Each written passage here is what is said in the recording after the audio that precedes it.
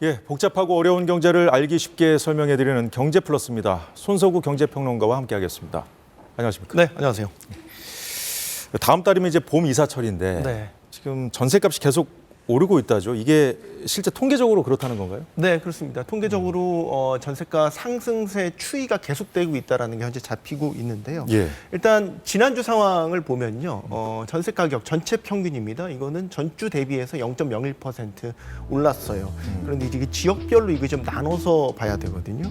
수도권은 상승폭이 전반적으로 확대되는 모습이고, 예. 서울은 상승폭이 축소되는 모습이긴 하지만 서울과 수도권 모두 전세 가격 자체는 상승세가 유지되고 있다. 반면에 지방은 하락세입니다.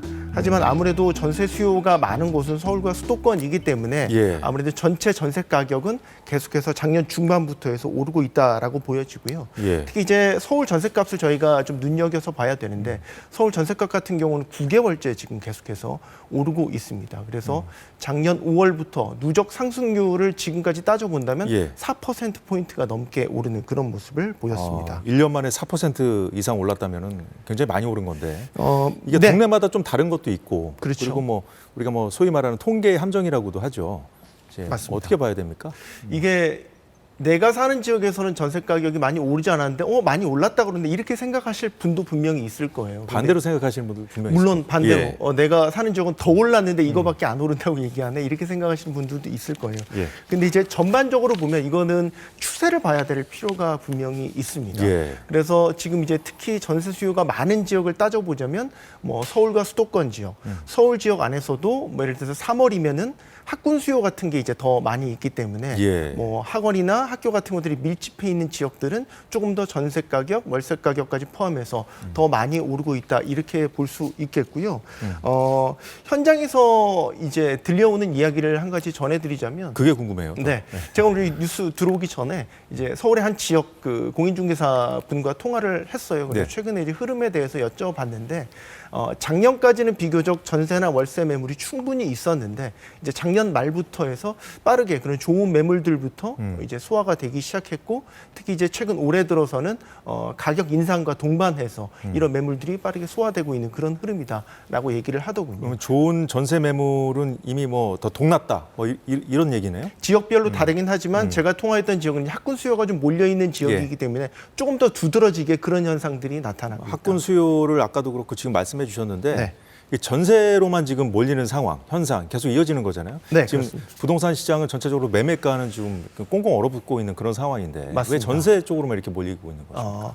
집을 사서 내가 주거 공간을 마련할 수도 있지만 지금이 집 살 시기가 적절한 타이밍이 아니다라고 생각하시는 분들이 많은 것 같아요. 그래서 예. 지금은 여러 가지 집값의 전망이라든지 아니면 내가 감당해야 할 때 이자 부담 이런 것들을 종합적으로 따져봤었을 때 예. 집을 사서 들어가는 것보다는 일단은 관망하면서 기다렸다가 그 관망하면서 기다리는 기간 동안에는 내가 전세로 들어가겠다 이런 수요가 많다라고 보여지고요. 자 그러면 네. 집값이 계속 이제 매매가가 지금 좀 이런 상황이고 얼어붙은 상황이고 지금 사면은 뭐 집값이 떨어질 수도 있어 이렇게 생각하는 분들이 많은 상황이 계속 지속된다면 네. 그럼 전세가 계속 올라가는 거예요? 당분간은 그럴 거라고 예상이 되는 게요. 일단은 집값 흐름 자체가 계속해서 이제 지지부진한 흐름을 이어가고 있고요. 그렇죠. 제일 중요한 건 금리입니다. 금리. 금리가 일단은 꺾이지 않고 있잖아요. 지금 뭐 미국 같은 경우는 5.5%, 우리나라 예. 한국은행 금융통화위원회에서는 3.5%. 이 고금리 상태가 계속해서 이어지고 있고 아마 한국은행도 조만간에 이제 금통위를 열 예정이지만 예. 금리가 동결될 가능성이 높거든요. 그리고 이 동결된 상태는 아마 하반기까지도 이어질 가능성이 높은 상황입니다. 전세의 경우에도 전세 대출 받아서 이렇게 하시는 분들이 많이 계신데 네.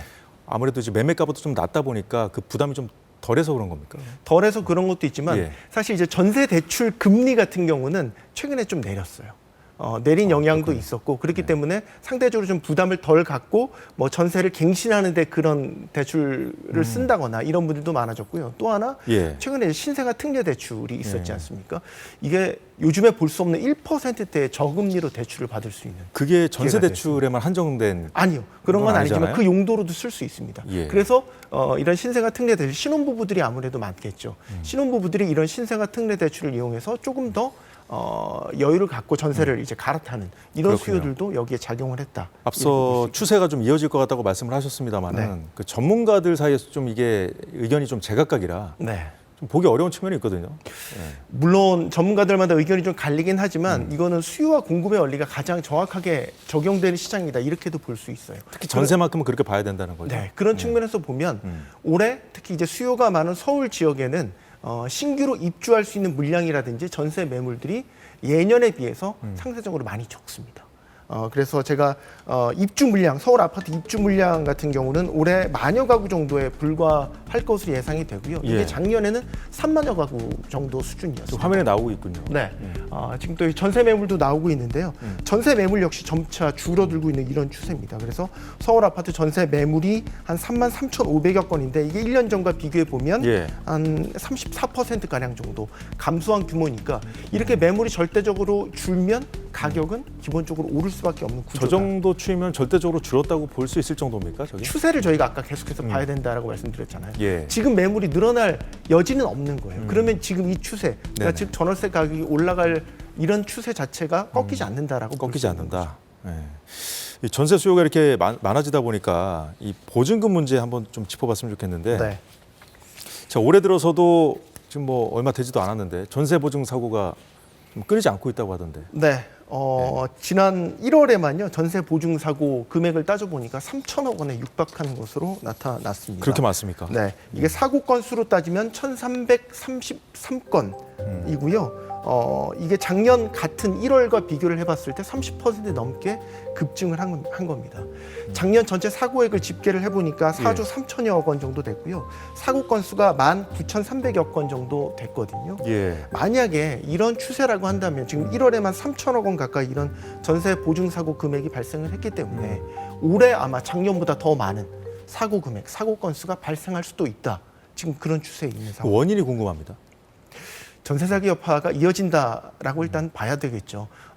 일단은 역전세 현상이라고 해서 저희가 매매 가격보다 전세 가격이 더 높게 역전 추월되는 현상이 발생을 하게 되면 예. 집주인 입장에서는 세입자가 바뀌었을 때 전세 보증금을 돌려주지 못하게 되고 이게 바로 전세 보증금 사고로 이어지는 경우가 많거든요. 예. 그래서 뭐 이런 것들을 보증보험에 가입하신 분들이 아니라면 사실상 여기에 대해서 분쟁이 발생하게 되고 돌려받지 못하게 되는 그런 사태가 발생하기 때문에 전세 사기 여파가 계속해서 이어지고 있다라고 볼 수 있는 거고. 사실 그 역전세라는 개념은 지금 서울 같은 경우에는 이제 매매가에 비해서 전세가는 많이 낮잖아요. 네.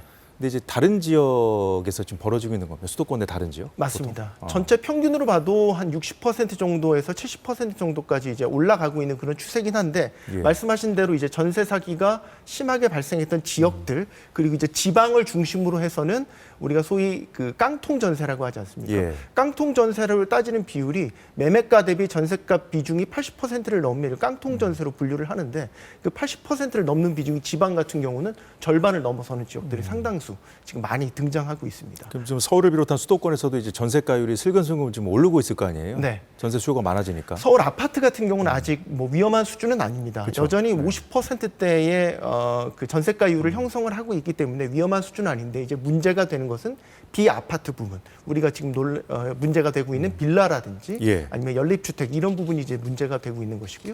다시 말씀드리지만 지방은 전세가율이 80%를 넘는 지역이 많이 나타나고 있기 때문에 언제든지 전세 보증금 사고가 터질 수 있는 잠재 위험 지역이다. 이렇게 볼 그렇군요. 수 있겠습니다.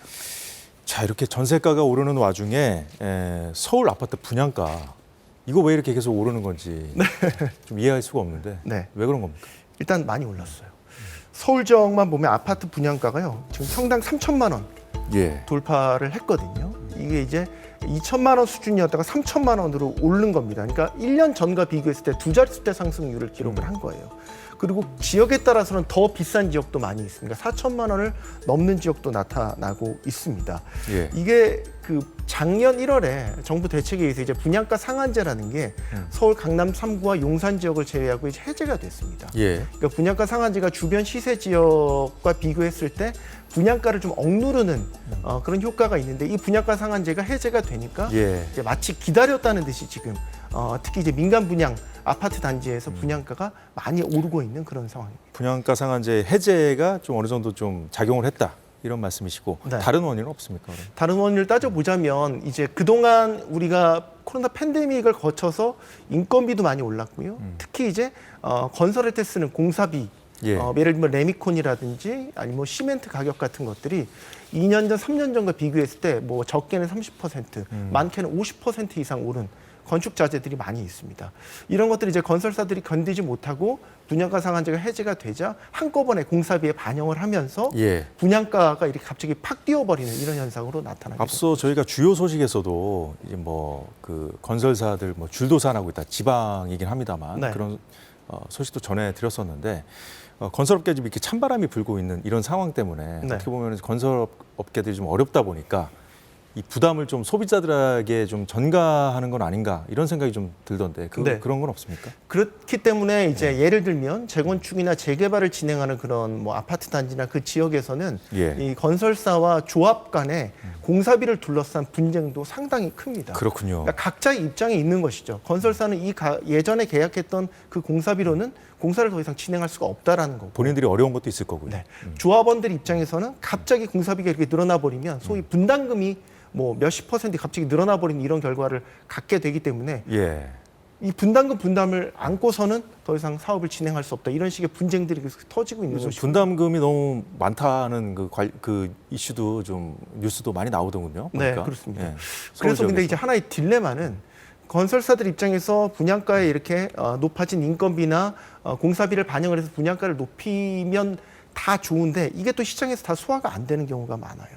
그렇죠. 즉 분양가를 높여서 분양을 시행했더니 정작 청약은 많은 사람들이 청약을 넣었는데 실제 계약 단계에서 분양가 부담 때문에 나 계약 못하겠다 그래서 계약을 포기해버리는 그래서 미분양이 발생해버리는 서울 지역에서도 그런 단지들이 나타나고 있거든요. 특히나 분양가가 높다면 그런 현상이 더 많이 벌어질 수 있는 거 아니겠습니까? 그렇죠. 일단 청약 뭐 해놓고는 보는데 네. 당첨된 다음에도 고민들 많이 하시잖아요. 그리고 일종의 딜레마인 게 분양가 상한제가 여전히 적용되는 지역에서는 청약이 과열되는 양상이 일어나고요. 여기에 당첨되는 분들은 뭐 이런 표현이 어떨지 모르겠지만 예. 소위 로또 청약이 당첨됐다. 이런 얘기들이 여전히 나오고 있는 이유. 여전히 나오고 있죠. 예.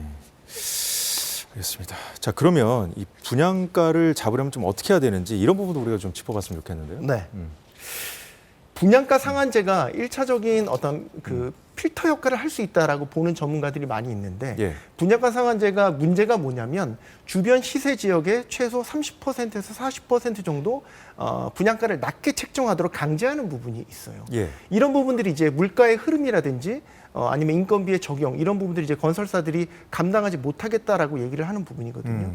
그러니까 인위적으로 분양가가 낮아지는 효과는 있지만 분양가 상한제를 고지고대로 다 적용할 경우에는 건설사들이 분양에 소극적으로 나서게 됩니다.